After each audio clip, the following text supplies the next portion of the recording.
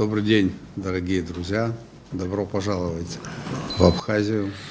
Я очень рад вас приветствовать, потому как интенсивность наших контактов, интенсивность контактов на самых разных уровнях, интенсивность контактов представителей органов госуправления, исполнительной власти, законодательной власти – это то, что может быть спроецировано на наши народы, на наше население, то, что может задать правильное направление. Всегда так было. Поэтому я очень рад вас приветствовать в это непростое для нас, для всех время.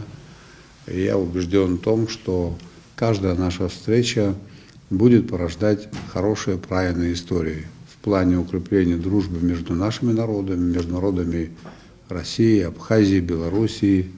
Мы давно и хорошо знаем друг друга, мы давно породнились. Вот в моем селе был пионерский лагерь из Белоруссии.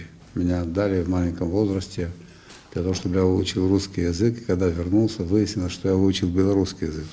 Вместо русского там преподавали белорусскому. У нас около, там, по-моему, 17 или 18 человек за все время существования пионерского лагеря из Барановичей, вот столько смешанных браков.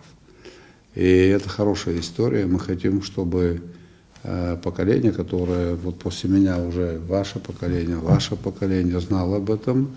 И в этих вопросах, чтобы вы преуспели больше, чем это было сделано нами и более старшими поколениями. Поэтому, дорогие друзья, именно дорогие друзья, еще раз приветствую вас, добро пожаловать в Абхазию. Я внимательно отслеживаю, в данном случае мы опускаем, она, конечно же, по-разному появляется, но... Вот он вклад.